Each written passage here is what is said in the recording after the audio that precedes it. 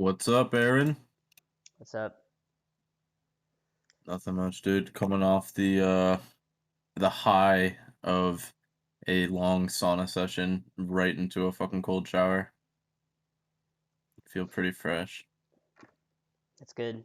I'm coming off Although, some ramen noodles and Tylenol. yeah, that's probably what you need right about now. I always for some reason I didn't have much of like I guess you could call it an appetite, a craving, a thirst for coffee when I'm sick. But instead of coffee, what I'd do is in the morning I'd brew up the same water and then do like a bouillon cube and then just sip on like beef or chicken broth and that shit works wonders. Yeah, it sounds good. But I'm sorry to hear that your Yeah, like weekend Friday was Friday lackluster. night I woke up and I was like had a crazy stomach ache and nausea and all that, and then Saturday I was in bed with a fever all day. Then Sunday, I guess today I was just like severely depleted, so I Did you was take in a bed all COVID day test or today. anything? What did you say? Did you take a COVID test or anything? Nah. I mean, I'm like almost kind of better now, so maybe I'll take one tomorrow. I don't know. See if I can Yeah. wiggle out of work. I actually don't. I think there's like a certain you're either supposed to test like right away or like later or something like that. And I Yeah. think it's right away because I'm pretty sure um well, all right. I mean, this is a whole other can of worms, but the recommendations surrounding like the COVID testing and the amount of time that you're supposed to be off work or quarantining or chicken lettuce flounder is a fucking joke. But I digress. I saw a cool kind of N equals one experiment on Reddit the other day where this guy got COVID symptoms and like right when he started feeling symptomatic, he started testing like every we'll say like Q 24 hours. So he had lined up like 12 tests from like the day he started experiencing symptoms to whenever he was asymptomatic and the test was negative. But it was kind of cool to see the relative intensity of the test line compared to the control line over that like almost 2 week period.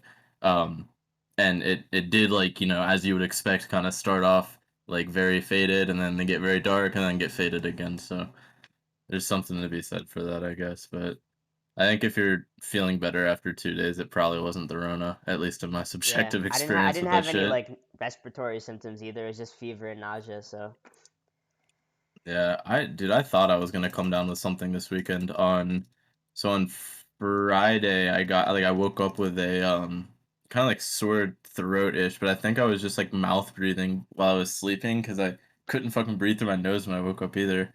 So I thought I was getting sick, and then it went away. But on Saturday, I went to a different climbing gym that I usually go to, and they have ropes there, and me and my girlfriend got like belay certified, so we were doing some top roping, and that was like really fun and scary because the first route that I hopped on after we got done with the little hour class was rated a 511, which I think roughly translates to basically the peak I've been bouldering. So like V4, V5 is like the best boulders I've touched so far. And I immediately hop on this thing, and it's like this really like all the holds are tiny. This is slab problem, and Anna's belaying me, and I'm like, oh my god, dude, what if she fucking forgets how to do this shit and I die? So the whole time I'm going up this thing, I'm like power screaming every move, making like I'm like, dude, I'm not falling, I'm not falling, not falling. It was like free solo mentality, but it really is a different beast, and it was a oh whole lot man. of fun. I cannot wait to get outside. It's so fun. Yeah, I guess But if that's your idea of fun, then yeah, I mean so you have to trust your partner, but like an artificial, or yeah. not even artificial, but like that feeling of like make or break, like you gotta do it or something bad could happen, is like kind of tough to emulate in a lot of people's day to day. You just don't have like impactful decisions like that, I I guess. think that's a good thing. I think the fact that we removed most of those feelings is probably good. It's a sign that we've It, improved civilization. yeah, I think it's probably good, healthy, comfortable for society as a whole, but like I think there is something to be said for like the trial by fire sort of thing, like picking yourself up by your bootstraps, saddling your burden, that whole idea. Yeah, But definitely. speaking of society as a whole and whatnot, I've been reading this book recently. and it's I think it's a pretty popular book, all things considered. It's called Entangled Life, I believe, by Melvin. Oh, let me look this up. Tangled Life. Sheldrake. Merlin Sheldrake. But anyway, um, this guy wrote this book, kind of detailing how fungi are more ubiquitous and responsible for a lot more good in life and society than most people give them credit for. Because a lot of people tend to think that fungi are just sort of like an offshoot of like plants. There's kind of like weird plants, and they couldn't be further from the truth. Like fungi are closer related to humans than plants. So like a lot of if you think of like the world kind of analogous to like coding languages, right? So like animals are written in one language that are roughly similar, and then like obviously the language between like humans and chimpanzees is like very close. Like maybe that can be analogous to like just different editions of Python. But then when you go from like humans to elephants, it's like comparing Python to C or whatever. But I digress. Anyway, fungi being more closely related to humans are able to biologically or biochemically, I should say, interface with humans a lot better than plants are. So we get a lot of our medicines from fungi, and everything from penicillin to paclitaxel, which is like one of the most most successful anti-cancer drugs in the world, and it was found in an extract of the bark of a Pacific yew tree. Mm. And it's actually been proven that there's a endophytic fungi that lives in connection with this bark for one reason or another, and also produces this compound that's anti-cancer. And like I said, it's like super successful compared to every other cancer treatment out there. So one of the things that fascinated this author, and I'm getting a little long in the tooth here, I apologize, but he talks about the interconnectedness of a forest because of fungi. So fungi run under the ground and connect trees to different trees, and so I guess potently connect these trees that there's examples of trees losing their ability to take sunlight and make it chemical energy, right? They lose every single one of their leaves. So think like a tree that gets fucking just stumped. And these trees still can stay alive if they're connected well enough with fungal mycelium.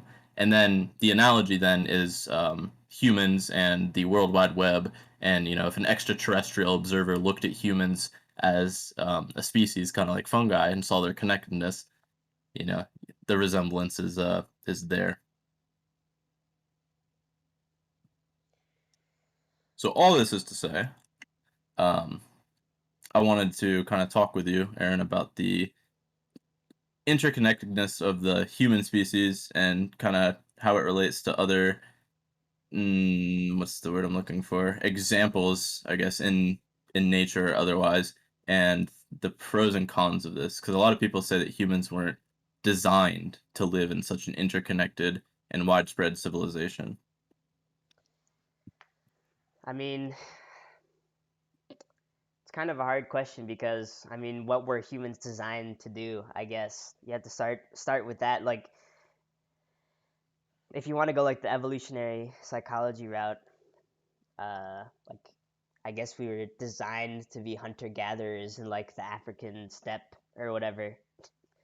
So, Yeah. And and another that's where we get a oh, lot of our tribal instincts from.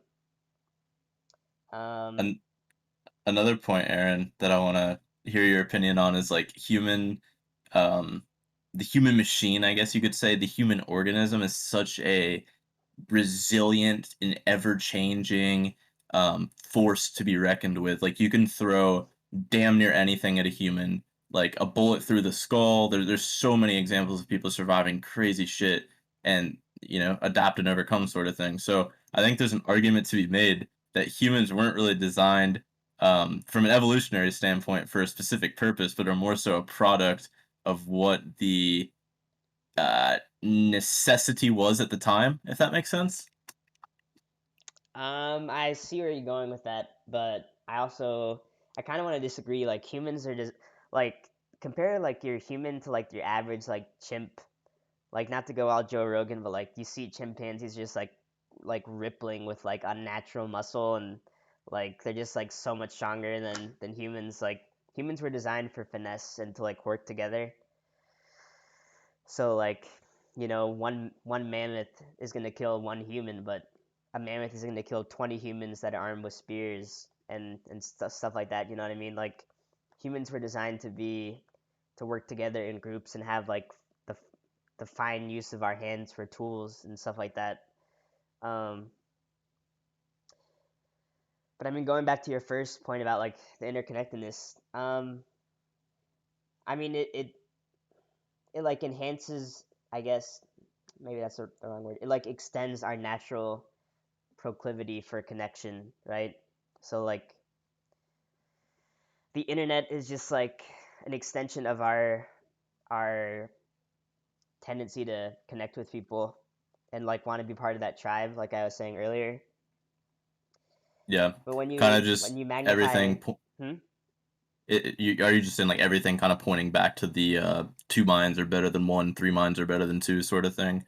Humans have a Not proclivity to necessarily. solve their It's even more. problems. It's like more simpler than that. It's just like of your feeling of like you want to interact with people and you want to be like Okay, part of a group and stuff. It's so even just more kind of simple a than primal desire to avoid loneliness sort of thing at the very base of it. yeah. Because I mean, again, evolutionary psychology, like take it or leave it. But if you're alone in ancient human times, you're dead. So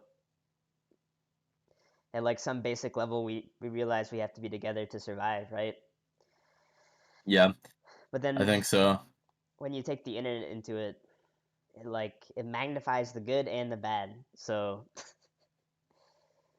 like all the good parts about connecting with people, we get more of that. Like you can talk to people you haven't talked to since high school. You can talk to people all over the world or whatever.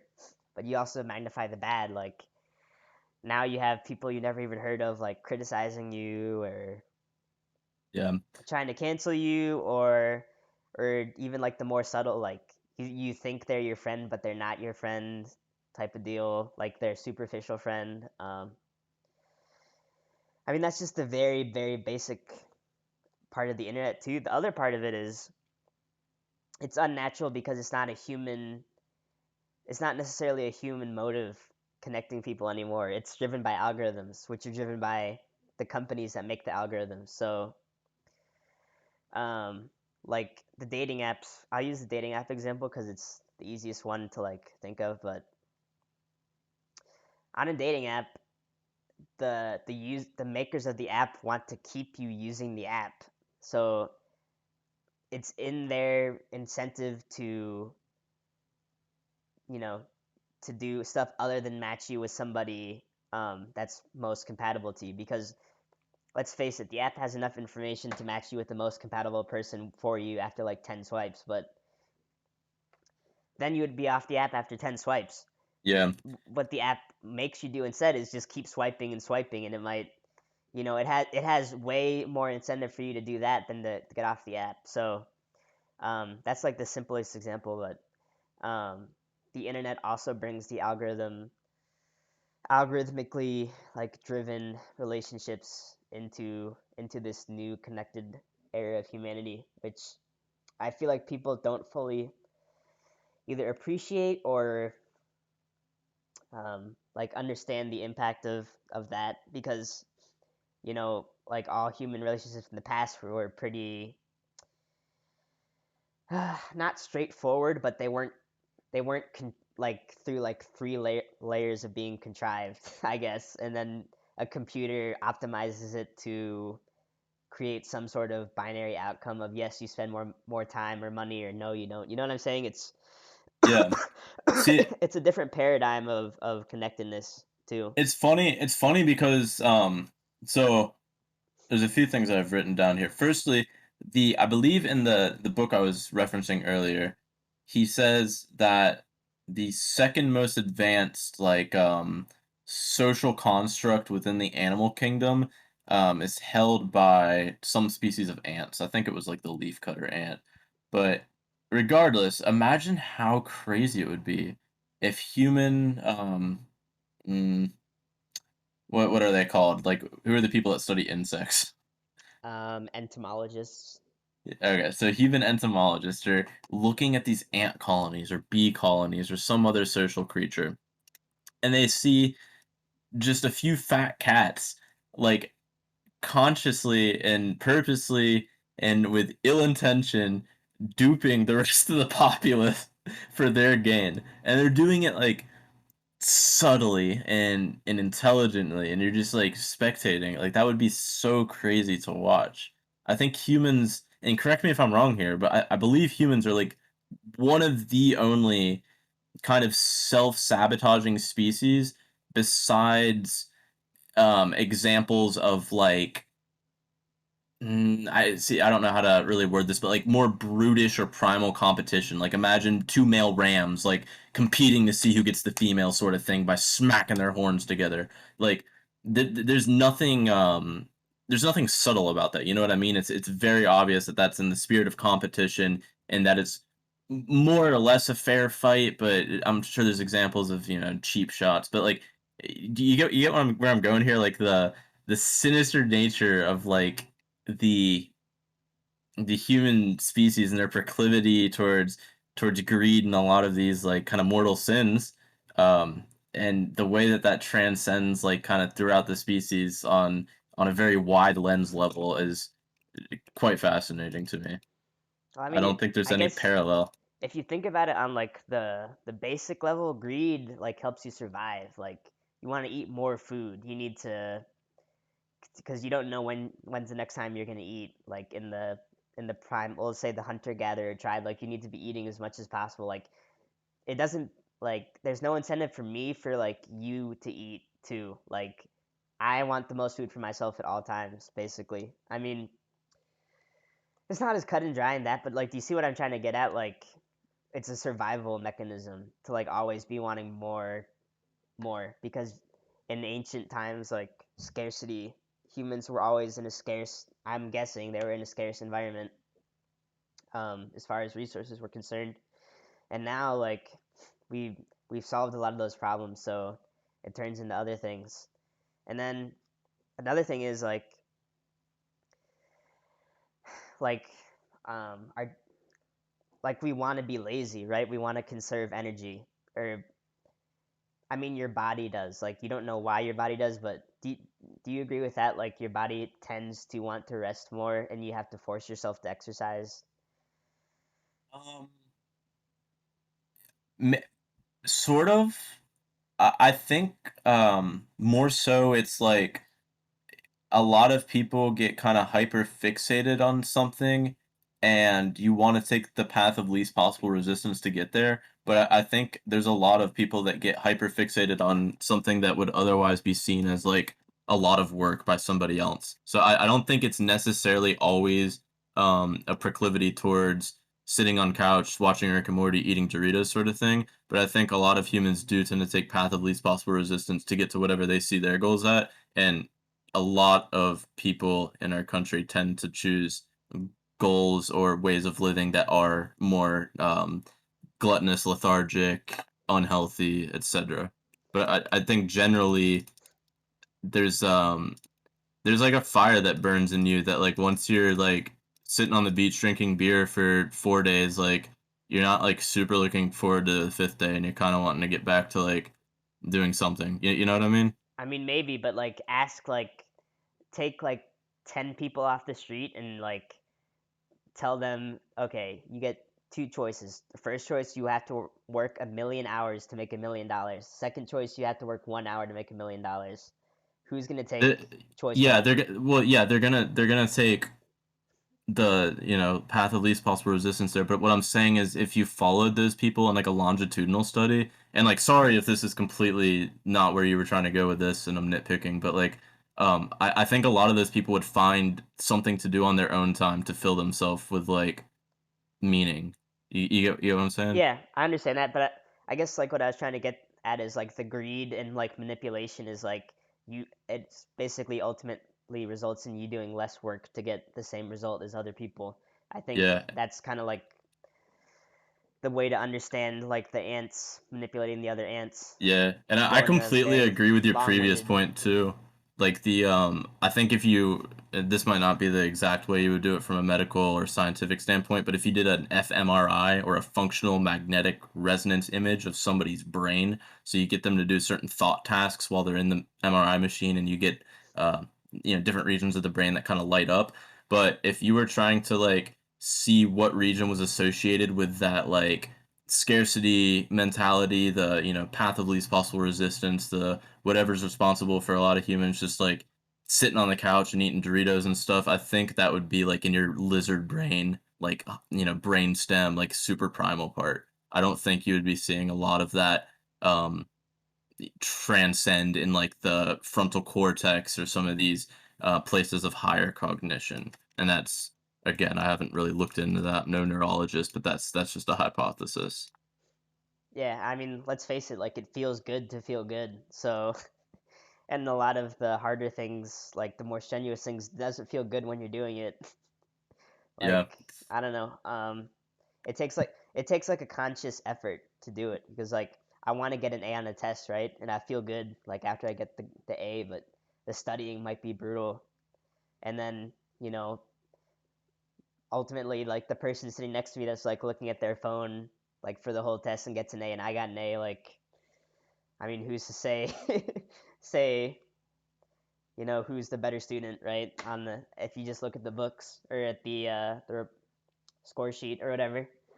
yeah, But yeah, I mean, there's those are the two ways to look at it. I mean, obviously, like the variation from person to person can be crazy. So it's like hard to draw generalizations, but I guess like I said earlier, like if you just think about it from like a, I need to eat more food so I don't starve standpoint with the least amount of work possible, then I guess that's one way to try to frame that. yeah. And along similar lines, there was another kind of interesting um, phenomenon that I saw, and I believe this was on Reddit and not actually in the fungi book, but same exact thing, mycelial networks connecting trees. So the reason that, from like a biology standpoint, the reason this interaction is thought to occur is because the mycelium is able to get nutrients from the trees that are able to like photosynthesize and use their tree machinery to make certain sugars and stuff, right? So the mycelium, the fungus organism, takes sugars and gives something else like organic matter in the soil or whatever. You can think of the mycelial network essentially as like a extension of what the roots could be, so the tree doesn't have to use as much energy making roots and finding nutrients in the soil, and the fungi doesn't have to photosynthesize, so it's great.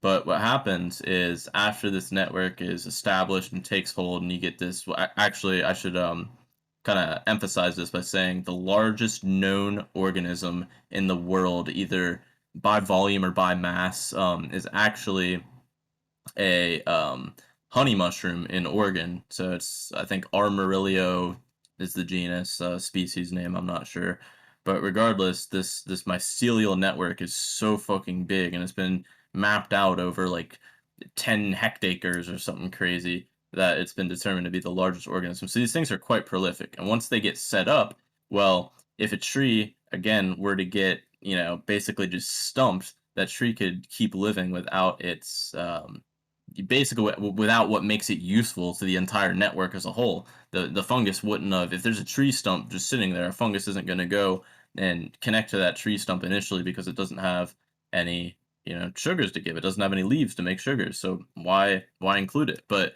I think there's something to be said, or a kind of parallel to be drawn here, is like there's people that kind of contribute to the human society and then get social security or retirement or whatever, and that's like their reward for being tapped into the network and contributing and stuff. But um what's the commentary then on the people that just kind of like want to get like withdrawal from the network and be a lone wolf, or even those that kind of abuse it and freeload? Like, obviously that's not a uh I want to say like Darwinian thing, but like it's not in line with like evolution, you know what I mean?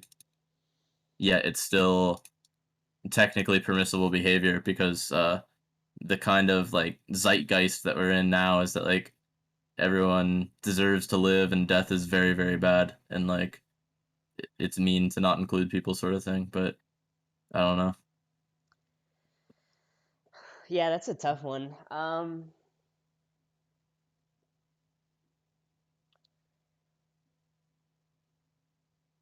I mean, I don't know. It's human society is so different from like the plant society or like the network you mentioned. Like I get where you're going with that. I mean, obviously, yeah. I think it's like the more you can contribute as a person, it's a better way to live by far, um, than acting purely out of your own self interest the whole time. So I do agree with that. Do I think it's like unnatural for people to like withdraw from the network? No, I feel like there's always been outcasts and like people on the fringe of society, like uh, stretching back to whenever. Yeah, no, I get what you're saying. I'm trying to think of some Bible example, but I know there's some. I just can't think of any off the top of my head where people just get like thrown out of their village Yeah, for well, I being too mean, at shitty. one point, in probably colonial or very close post-colonial times in early America, if you were an outcast and a female and didn't really look too pretty, you were a witch and you got burnt. That's what fucking happened. So I think there's something to be said about the withdrawing. Like, yeah, it's like Yeah, the us I mean, versus like I them said thing. earlier, like if you're not in the group, you're dead, basically. I mean now it's a little different because of the way like we have abundant food for the most part and all that stuff. But back then, if you're out of the group, you're pretty much cooked. Um, Yeah. whether it's by your So choice or by the choice of the group. here's an interesting thought experiment for you, Aaron, and you don't have to have the answer because I don't even fucking have the answer. But basically, so do you think like the ideal utopian Earth is like one world order, or a like bunch of little tiny fragmented, like even more fragmented than it is right now, like countries or territories, tribes, communities? Wherein lies the most happiness, best success, most positive trajectory for human race? I mean, historically, I mean that's hard because um, I don't know. I guess there really isn't such a thing as perfection, but I would say ideal situation would probably be like a grassroots bottom up movement rather than a top down movement because a lot of the times stuff is way more complicated like than we think it is. So when we make a top down decision like um like fat in your food is bad, like we're reducing fat in all food, we really like don't understand what the fuck we're doing. Yeah, Rather than like a bottom up decision would be like your grandma says it's good for you to eat chicken noodle soup when you're sick, like even if the soup has like a little bit of chicken fat in it or whatever. Like that's not a great example, but what I'm trying no, to get at yeah. is The first part of that analogy was very good, and I got what you're saying. it's it's like if you let people decide for themselves in that small group and you give them like enough safety and autonomy to function, they will like I think they'll naturally try to act in the best interest of the group, which ends up being in the best interest of humanity, but because only they can deal with the like daily complexity of their lives, whereas like some faceless like government entity that suddenly thinks they know how somebody should live their life tells everybody how to do stuff. It's never really worked out historically. um, Yeah, so I would say the multiple civilizations one, uh, instead of the one order or whatever you said. yeah. That's sort of what I'm thinking too. But it's like it basically. So there's, I mean, there's issues with both ways of operating, but the issue with, like you said, like the top down, like just everybody's under the same set of rules and stuff, is that if you there's like like you start to, and you see this in like American politics now, is like, the everyone's tried to be united, try to unite everybody under the moniker, or characteristic or title of being like an American, but then people find like other ways to like fragment themselves. And I feel like if you don't have And again, like the best example that I can think of right now in modern society is like your religious congregation, which is typically held together by ideals that mean more than just like, hey, we like playing Dungeons and Dragons together on the weekend sort of thing. You know what I mean? It's like you're held together by some like ethical or moral code, and it's similar to like fraternities, not so much in like modern era, but like old fraternities how they used to be, which are like kind of networking clubs. Same thing. Like everyone kind of has like a common interest of like wanting to be successful and to meet people and stuff. And I feel like if your group or tribe or whatever isn't held together by a common interest, then it isn't really a tribe. And trying to like pretend that it's more than it is can really leave people with like a hole that they're trying to fill with something to identify with. So then they go out and pick politics or sexuality or sports or whatever it may be, and then you get these like militarized supercharged groups that are just like really weird Yeah, I because some of mean, some of them exist completely virtually too. I don't know. Maybe that's like one of the imperfections of humanity is that we need something to fight against, or we can't be united. Dude, I feel like that was basically Tolkien's commentary on the human race. um, yeah, I guess that could be it. But It was basically like humans are fucking crazy OP, but when they get fat and complacent and they've won the war and have nothing to fight against, that power goes out the window and they can very easily be defeated or at least tripped up. I don't know. That was a big message that I got from like the fall of Numenor and the Gondorian men and whatnot, but that's neither here nor there. yeah, I mean, it's kind of I guess it's pretty ironic. Like we need some fatal thing to unite us, basically, and otherwise we're just gonna like fight ourselves. But or you can just substitute that with chemicals. Like here's this tweet I saw the other day. It says a day in the life: Adderall for work, weed to come down and take the edge off, alcohol to lose inhibition, Cialis to get hard, Ambien to go to bed, repeat for 40 years. What the fuck? Yeah, repeat for 4 years. That's gonna be the rest of your lifespan of that cocktail in you. Or it says he said 40 years in the tweet. 40, holy. No, dude, I mean, Or here's another one: a day in the life: alcohol for work, alcohol to come down and take the edge off, alcohol to lose inhibition, repeat for 30 years because you die of liver failure. sheesh. Dude, I do feel like though, like having something to put your energy against, even like a force to reckon with sort of thing, like we were just talking about, like really does one fill you with at least some sense of meaning, and two puts you a lot of times in that state of like that flow state or that zen state where time's just like passing faster. Because like I don't know, think about like well, this might be a terrible example for you because you did like cross country in high school, didn't you? hmm So every time I've run, I felt like time is going slower. But like when I'm climbing and when I'm like wrestling or like any of the sports that I'm like okay at, I feel like time is going really fast, right? So maybe it's that way for you when you're running, but um, when you do have like more of a danger or more of something to like that you have to think hard on, right? Your time just goes by faster. And I think a good example of that is like literally just a few days ago, we had this big argument, me and Tom and everyone else in the Discord, about medication maintenance, like broadly speaking. And I was just typing the whole day, like from 10 a.m. whenever we started the conversation to like 3 p.m. whenever it was time to leave. And I felt like my workday was like an hour and a half long because I was sitting there arguing the whole time. And it's like that's kind of cool, but then like also I don't think arguing is the best way to live your life. So I don't know. Yeah, I don't know either.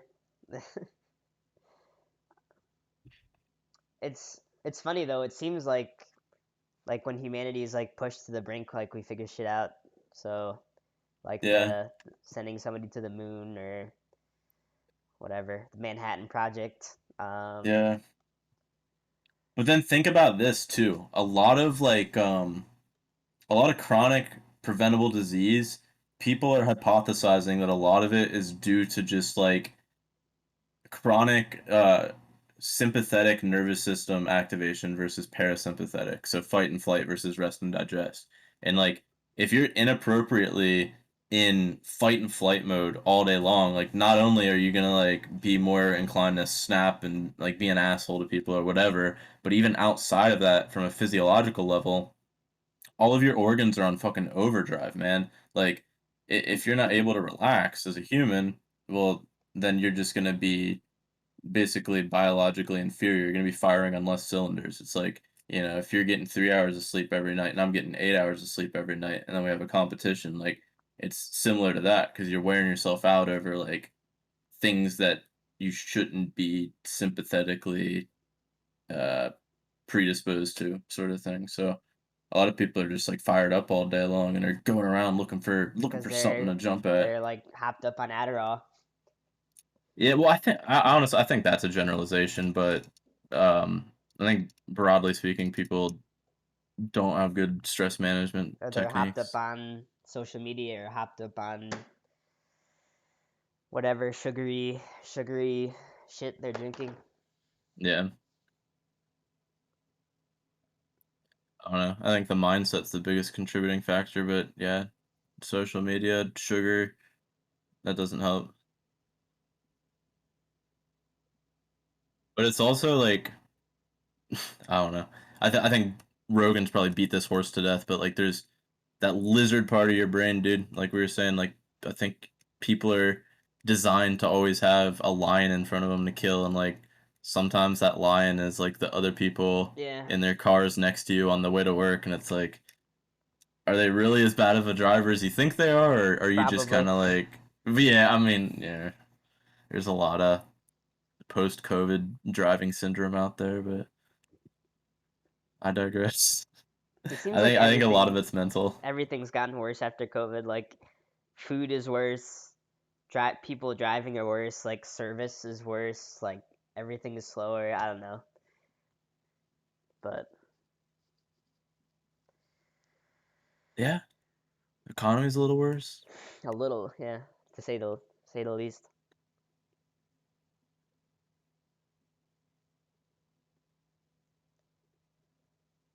Yeah, but I think at the end of the day, I agree with you on the whole like utopia thing. I don't think it's possible. I don't even think it's beneficial even to pursue like a one world government and try to Unless you top had like a down. supercomputer that was like knew everything, then it would be okay. But then basically what happened uh in the Dune books, there's the God Emperor of Dune, where the Emperor, like the one leader, does know everything, and he basically like screws over humanity in the short term to make them survive for the long term. And people like, I mean, people don't understand that. Like, that's not how we're wired. We're not wired to sacrifice like 5 generations to, you know, Yeah, live or survive for the rest of time. Like, we want our lives to be better like today, right? So basically, this yeah, God Emperor like knew everything, and like he basically like repressed humanity for like 5,000 years to like give them this urge to like explore space forever, because that was like the only future he saw where like humanity wasn't wiped out. But the people that were like repressed for 5,000 years, like they weren't having fun. So yeah, I yeah. guess I mean, that's like another reason why the one world order would be bad, even with I, the I feel like supercomputer.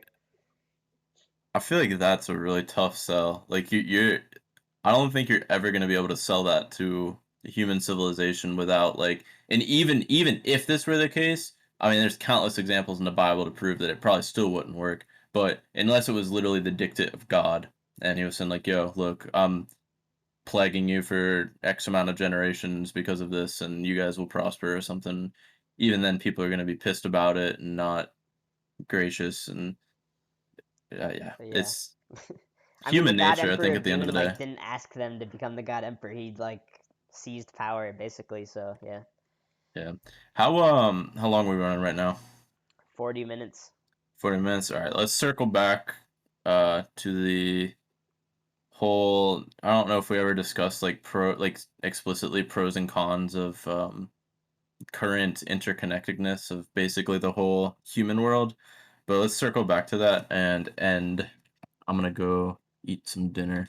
Okay. So I'll start us off. Essentially, I agree with kind of what we were saying earlier. Like I know we were saying it was a little bit more complex than this, but like two minds are better than one. And I also think that there is like that lizard brain desire to not be lonely.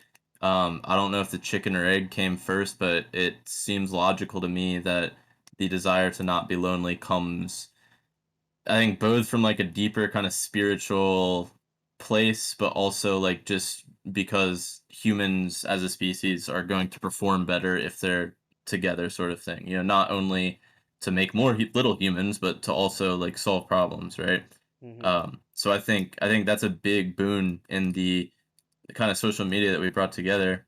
The second, I have three major points here. The second major point is I think it's really weird, and I'm gonna die on this hill that if extraterrestrial people, extraterrestrial anthropologists will say, were to look at the human civilization and see Jeff Bezos or Elon Musk, and as well as a lot of these social media giants and their proclivity to like not only embrace some of like the mortal sins, but to just like purposely deceive their brethren and to alter what they're able to see in terms of like information and who they're able to interact with on, like you brought up, the dating sites. I think that's really weird, and I think extraterrestrial anthropologists would have their minds blown by that, unless again they were used to seeing that throughout the galaxy.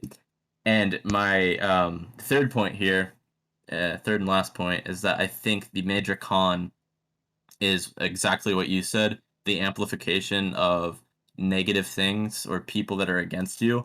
And I think that leads into exactly what I was discussing here at the end, which is just kind of chronic sympathetic nervous system activation and kind of conflating a lot of these very little problems with the big problems that evolution has taken a course to um, try to solve. Because again, it's not if we go back to the RPG analogy that we were using a podcast or two ago, it's not really worth like skill points in a video game, which can be very, very valuable to solve little problems, right? You want to spec into things that are going to keep you from getting Yeah. killed by lions and rhinoceri and hippopotamuses, but these like big things. And then if all of a sudden all these big things disappear and you're left with just little problems, well, Have to what's all argue that on energy Twitter. going to go to? You know what I mean? Yeah. So those are my three things. I'm interested to kind of hear your commentary coming from a person that works in IT and is very well versed with these networks. Kind of pros and cons in your eyes. I mean, I guess like the other thing you didn't like think about or touch on was like we've only been dealing with this, well, the internet for like 20 or 30 years and social media for like 10 or 15 years, right? So Yeah, we've had thousands and tens of thousands of years to work out, how to interact with other people in the non-digital world. So I mean, while it's far from perfect, it worked, I think, for the most part. But with these new systems, it's just too new. Like we haven't found out, how to make it work for us and not us work for it, so to speak. And I think that's the main source of the problem is that it's just so damn new and we haven't figured out everything that like there's going to be some growing pains. And also people people think stuff is like magic, I think. So like, if I just buy an iPhone from like Best Buy, like I expect it to work and I expect it to do all the stuff that an iPhone does, right? But yeah, like you forget the time when there was no iPhone and like all the millions of hours and dollars that it took to get to the iPhone. Like you just think it's like this artifact that just works. And I think that's how people think of like Twitter and stuff like that. They think of it as this monolithic thing that like can't be changed and it's like always been there. When it like hasn't been the case. So I think people need to yeah. be open to change, um, That's a really good in point. those kind of things. Like, and the funny thing is, like, when it does change once in a while, like from 140 to 280 characters, like people get an uproar about it and then forget about it, and then it's like it was never different. You know what I mean? It's just weird like short memory that we have Yeah. for like networks and stuff like that. Um, and then I guess your other point about the extraterrestrial anthropologists, like I feel like it's like us looking at those stupid ants. Like they're freaking ants. Like who cares That's what they exactly think what Melvin Sheldrake said. what they think or we don't think. Like they're ants. Like who like we could stomp them tomorrow. We can watch them. Like there's way more interesting shit to look at than these little bugs. So I mean like think about how you like think of like a monkey in the zoo. Like, oh, that's kind of cool. Like that's how aliens think of us. I'm sure. Like, oh, it's kind of like a novelty, but at the end of the day, like we're the superior life form. We have much more interesting stuff to worry about. I think we Yeah. value ourselves too highly in that respect. Like, oh, we're so advanced, blah blah blah. But like, imagine trying to explain like chemistry to like a dog. It'll never understand it. So Yeah. Yeah, I agree. But yeah, I guess that's kind of my little commentary on your points. I think I pretty much agree with them. It is weird that the information is being manipulated and stuff, but like I Dude, said, I think your hmm? first point was like so good that I want to, in typical Boham fashion, very quickly juxtapose the point that you made with the fact that like if you ever, and the point that you made, I believe, and correct me if I'm putting words in your mouth, but like iPhones, Twitter, et cetera, all these products that are kind of so far removed from us, we expect and demand a certain amount of quality. But if you were dealing with like a shopkeeper, like a literal human shopkeeper that made like sourdough bread at home or something, and maybe one loaf that you bought one day wasn't like up to snuff and it didn't have as much aeration in it that you wanted, guarantee most people would chalk that up to, oh, well, he's a human, humans make mistakes. But when that happens to your iPhone or something that's like controlled by a robot or is like so far removed from you, completely different reaction to it. So I think you hit the nail on the fucking head there with that. Yeah, I think that was my second point. But yeah, and also like with the sourdough thing, like you can see like the bread or like the dough being like kneaded and rising and put into the oven. Like you can see it happening. Like to see all the stuff that will like go into making your phone, it like most people wouldn't even comprehend it. It's just it's like magic. It's pretty much like magic. Like I don't know. It's weird. Um, but yeah, a lot of stuff Yeah, to think about. I agree. I think we hit this topic a lot better and harder than I had even anticipated. So satisfactory performance. All right. Well, I guess I'm happy to end this episode 15 here. If you are. Yeah, me too. Peace out, ladies and gentlemen. Let's pray that Aaron gets better. Speedy recovery. Sounds like he's already Yeah. getting better, but All here's the right. next time. Yep. See ya. Peace.